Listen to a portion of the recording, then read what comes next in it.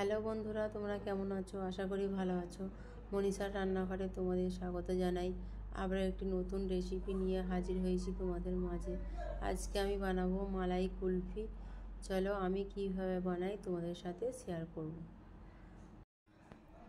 প্রথমে মিক্সিং জারের মধ্যে নিয়ে নেব চিনি 1 কাপ, তারপরে দেব 10-15টা কাজু বাদাম, 10-15টা কাঠবাদাম, 15 থেকে 20টা পেস্তা বাদাম।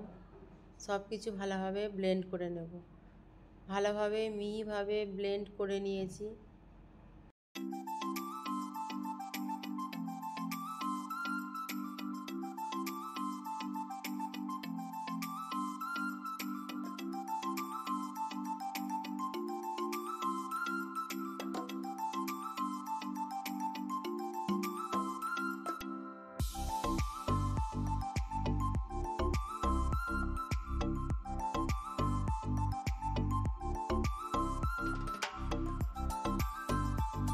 হ্যান্ড ব্লেন্ডার নিয়েছি, হ্যান্ড ব্লেন্ডার দিয়ে আমি বিট করে নেব 8 থেকে 10 মিনিট।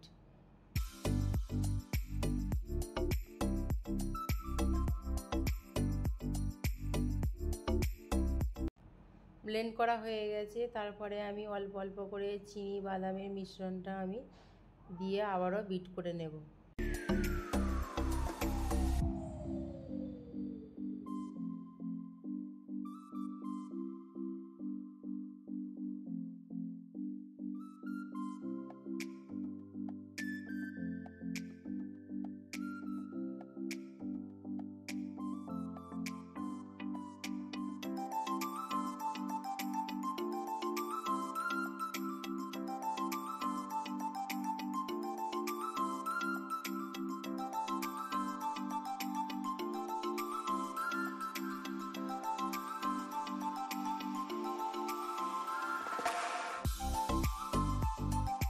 আইসক্রিম তৈরি করার জন্য মিশ্রণ তৈরি করে নিয়েছি।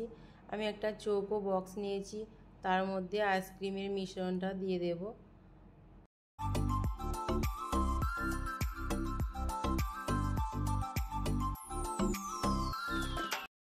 আইসক্রিমের মিশ্রণ আমি বক্সের মধ্যে নিয়ে নিয়েছি।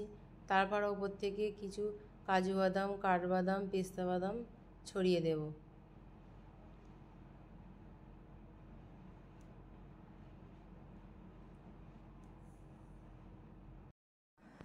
বক্সের ঢাকনা ভালোভাবে লাগিয়ে নেব। 7 থেকে 8 ঘন্টা ডিপ ফ্রিজে রেখে দেব। 7 থেকে 8 ঘন্টা পর আইসক্রিম বার করে নিয়েছি। মালাই কুলফি আইসক্রিম তৈরি হয়ে গেছে। আমার রেসিপিটি যদি তোমাদের ভালো লাগে প্লিজ একটা লাইক করে দিও, কমেন্ট করে দিও, শেয়ার করে দিও।